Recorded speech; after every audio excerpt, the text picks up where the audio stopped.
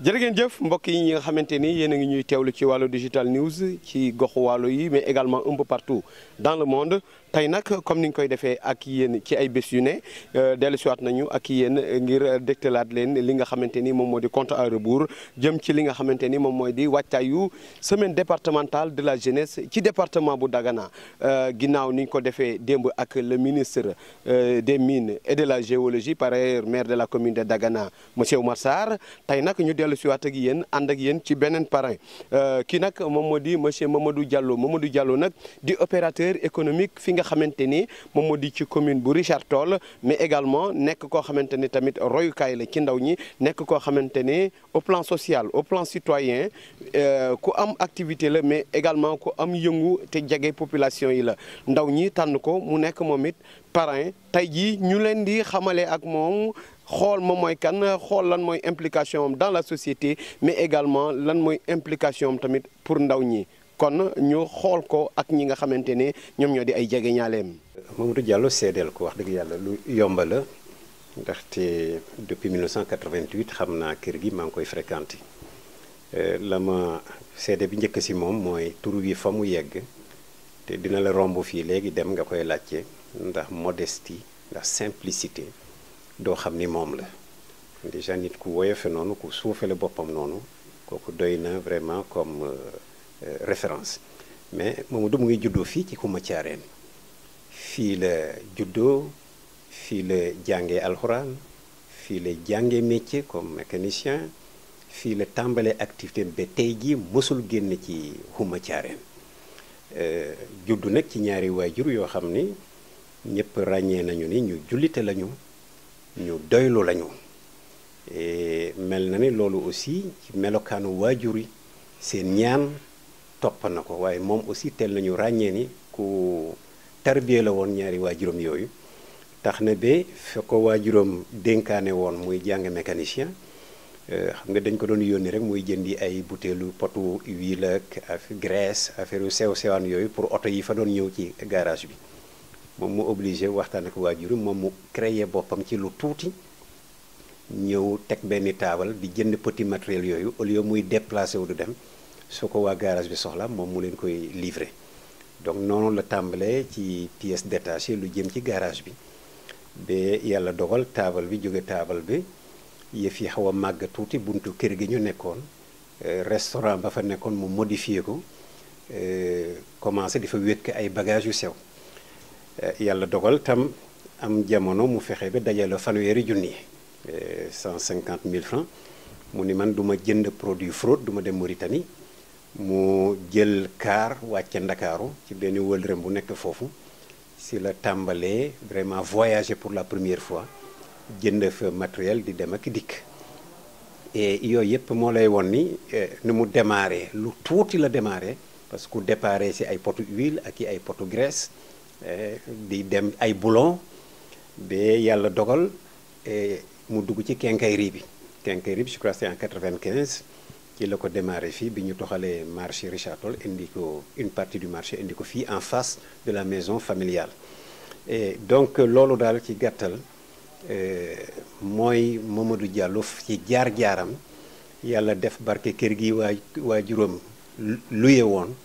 mu jënd ko modifié ko def fa la grande quincaillerie bii ñu xam tey sur la route nationale et loolu nag moo dem ba taabal bale mu amoon la mu ko jural presque c'est un consortium d'entreprises maintenant parce qu'on ne parle plus de l'entreprise Diallo mais des entreprises Diallo ndaxte loolu jural na ko ay unités yoo xam ne bu ci nekk mën na nekk entreprise mu ngi yëngatu tey ci BTP maanaam wàllu tabax donc c'est un entrepreneur gagné na fi ay marchés yu bari dont le plus grand aujourd'hui mooy stade Richard Toll bi la tribune moom moo ko yore CSS da koy jox ay marchés de construction le collège de Ndiangue Ndiaw moo ko tabax les murs du cimetière de Richard Toll Escale entre autres liggéey yoo xam ne en tant que entrepreneur du BTP moom Mamadou loolu bokk na ci la ko lele jural bon bokk teg maintenant à part quincaillerie bi tey aussi yàlla dogal na muy yëngatu ci lu mel ni distribution du sable de carrière produits carrière sable gravier yi lépp matériaux de construction alors loolu aussi lu ndaw lele moo ko jur wàllu transport bi aussi unité de camion yi mu amee dem na ba même boole nañ ko si ñi nga xam ne CSS day louer ay camions pour di transporter du sucre un peu partout au Sénégal. Alors donc yooyu plus maintenant le domaine de l'immobilier yàlla barkeel liggéey bi ba mu mën a tabax ay immeuble di ko joxe en location fi BOA nekk tey bokk na si muy exemple immeuble bale accepte louer yooyu aussi yëpp ay exemple la yëngoom daal en tout cas fépp fu mu jàpp ne rek fii mën naa fi jël ay jeunes ñu yëngatu si dara rek développé na secteur boobu parce que loolu mooy vraiment philosophie Mamadou nee na man du ma jël xaalis di ko déposer ci banque alors que ay doomu jàmbur mën nañ si tedd teral ci seen njaboot am si jabar teral ci seen i soxna teral ci seen i njaboot donc philosophie boobu lañ ko xamee la muy def na ci dëkk bi ci lu baax kenn mën la koo wax jëm ci jumaa yeeg jàkka yeeg xew-xewu diine yi fii am alors moom lépp daal loxo ma ngi si biir sans compter rek néew ji doole ji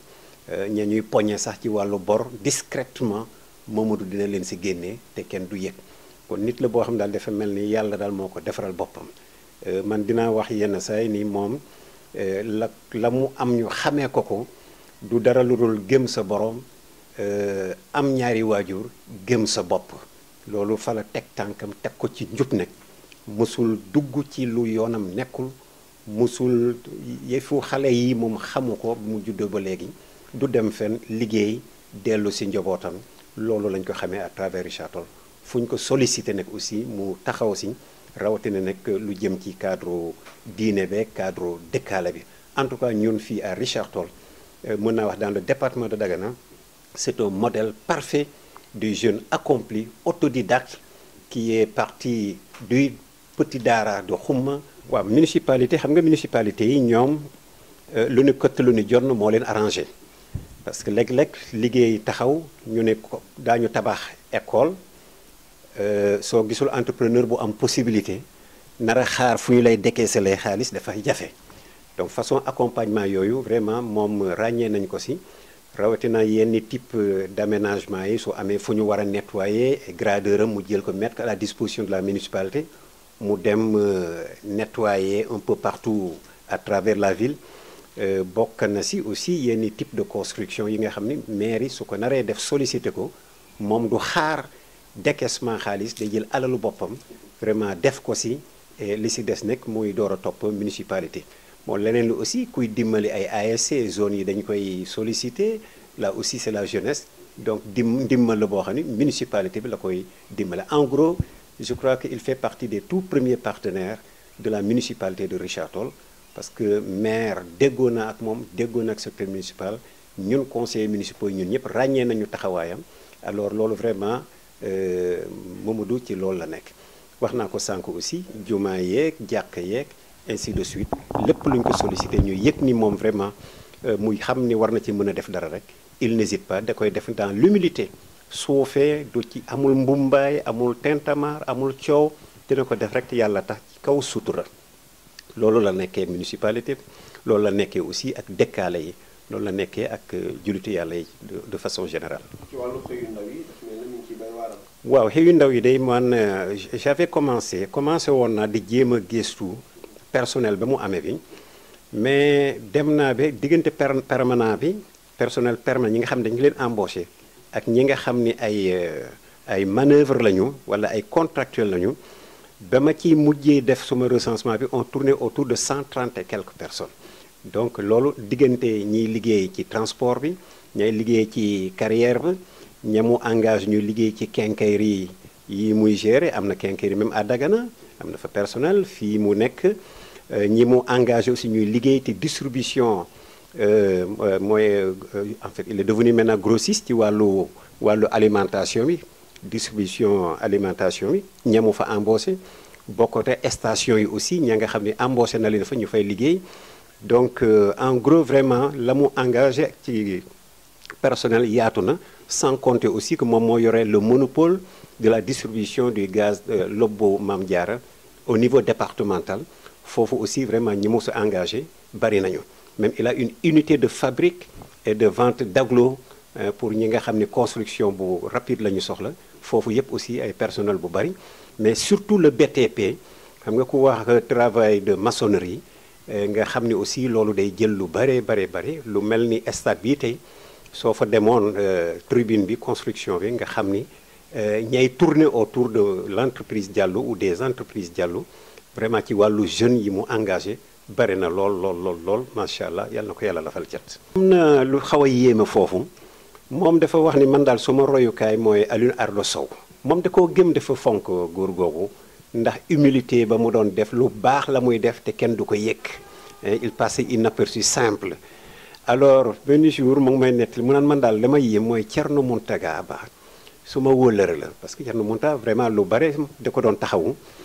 mu ni Thierno Mountaga saa yu ma demee seeti ko rek daf maa ñaan mu ni yàlla na nga mel ni Alioune Aïdara Sow te góor gi xamul ni man Alioune Aïdara Sow mooy suma idole moom rek laa fonk xam nga loolu aussi vraiment lu jar a bàyyi xel la xale bu ràññee la te yii may wax yëpp nag moom actuellement âge am soo ko gisee sorewul donc commencé na yëngatu déjà presque vers l'âge de 15 ans alors mu ngi ci activités yi ba tey fa tey vraiment yàlla def na ci barke dans tous les secteurs waaye nag muñ endurance keroog waxal na boppam fii am na jamono pour bëgg rek am lu muy yóbbul yaayam dem na dugg ci àll ba guub ñax ñëw teg ko di ko jaay pour dem di ko teg ci loxo waajuram kon kii nag suñ ko dee joxe modèle nañu joxe modèle tam xale boo xam ni teel naa yërëm ay waajuram teel naa fonk ay waajuram aussi ñaanal nañu ko ñaan loolu tam ñun ñëpp fekkee nañ ko te xam nañu fa ñu jaar xam nañu loolu moo ko waral lii mu jotee ginnaaw barke bi nga xam ne yàlla moo ko moomee. mais dem leen dans toute l'histoire du Sénégal moi je suis un professeur ponkal yi fi jaar yépp ñii dañ leen di tuddee ay prête-noms ku amoon alal jaar ci yow nga jël alalam yokk ko suqali ko ñeneen ñi nga xam ne siiw nañ ci wàllu am day fekk seeni waajur ñu am alal jooju